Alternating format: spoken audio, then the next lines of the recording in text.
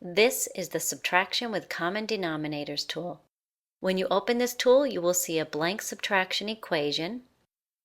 There is an area to enter the fraction number and a blank model that correlates to each fraction number. In the upper right are 3 buttons that control the models and the numbers. Clicking here hides and shows the model.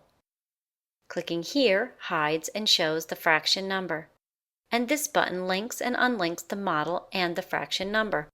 Let's begin by using the default linking mode.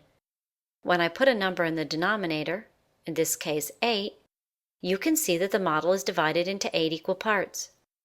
When I enter a numerator, let's say 6, the model reflects that by showing 6 of the parts shaded. Since the model and the number are linked, I can use the slider to adjust the number of equal parts in this model, and the arrows to shade and unshade the parts of the model. This is now reflected in the fraction number.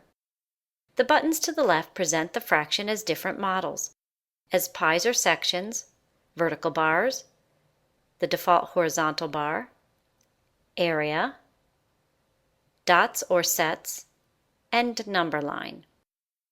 Click the circular reset button to clear the display and reset all of the default settings.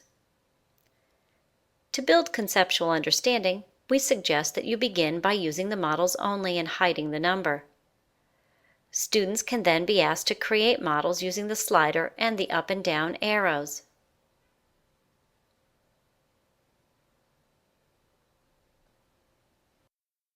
Notice that the fraction model can be dragged. You'll also notice that the part being subtracted is gray. This should help your students determine the difference. After some practice with models only, the numbers can be shown. Again, we will use the default linking mode. An optional number pad can be activated with a click of this checkbox. Now, when I click to enter the denominator, the number pad is available to me. Notice that it floats with me. This option is helpful with interactive whiteboards. Notice that in the same area is an option for mixed numbers.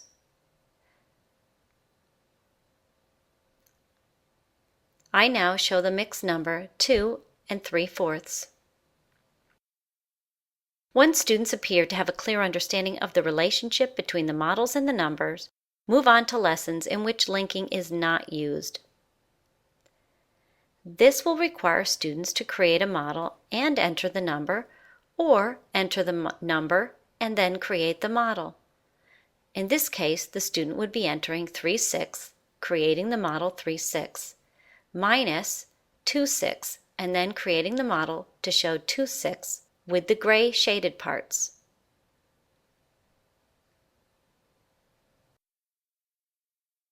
Once the student has entered all of the numbers and has created all of the models, the circular check work button can be clicked to verify the correctness of their answer.